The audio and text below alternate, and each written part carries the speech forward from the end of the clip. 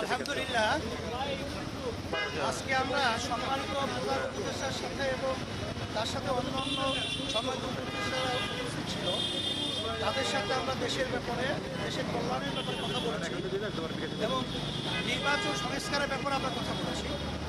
নির্বাচন সংস্কারের ব্যাপারে আমরা বলছি, বাংলাদেশ স্বাধীনতায় 53 বছরে জাতীয় যে নির্বাচনগুলো হয়েছে, সেই নির্বাচনগুলো বেশিরভাগই সব নির্বাচনগুলোই ছিল সব প্রশ্নবিদ্ধ, বিতর্কের প্রায় ঊর্ধ্বে ছিল না।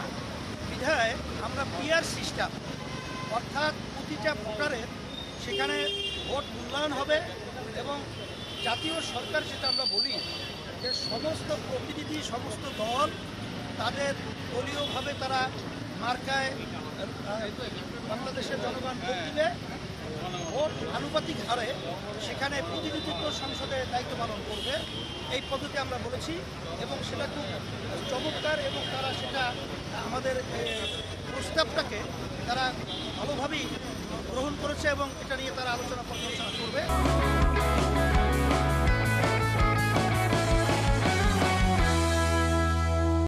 আর একটা বিশেষ করে আমরা সম্মানিত উপদেষ্টা তাদেরকে বলেছি যে এই দেশ স্বাধীন 5ই আগস্ট হয়েছে, বহু রক্ত, বহু জানের বিনিময় আপনারা যে ম্যান্ডেট এবং যে জনগণের সমর্থন নিয়ে দেশ পরিচালনা করতেছেন, আপনাদের তো কোনো দুর্বলতা নেই। তাইলে কেন যারা নাকি খুনি এবং যারা নাকি দেশের টাকা পাচারকারী এবং যারা নাকি দুর্নীতিবাদ, এরা কীভাবে দেশ থেকে পালালো, এইটা আমাদের বোধগম্য না। এটা জাতি কিন্তু এটা মানতে চায় না, আর আপনাদের দুর্বলতাই কিন্তু এটা প্রকাশ পেতে চায়।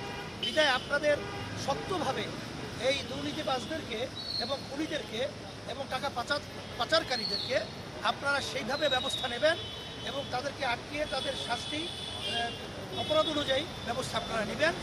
এইটা বিশেষ করে তাকে আমরা বলছি।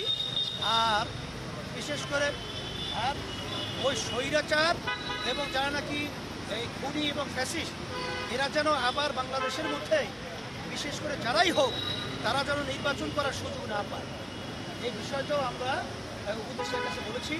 তা বিশেষ করে আমরা সংস্কারের এবং বিভিন্ন যে কমিশন রয়েছে, 6 কমিশনের পরেও আমরা আরও কয়েকটা কমিশন বাড়াবার জন্য, দেশ সুন্দর পরিচালনার জন্য আমরা প্রস্তাব রেখেছি। সেই প্রস্তাবটা এখানে 9টা আছে আমাদের, সেটা আপনারা দেখে নেবেন। আপনাদের সকলকে ধন্যবাদ জানাই। আমরা আপনাদের দোয়া করি, আমরা দোয়া চাই, আমরা সবাই একাত্রিত হয়ে কল্যাণ দেশ যেন আমরা করতে পারি, তৌফিক আল্লাহ দান করুন। আসসালামু আলাইকুম।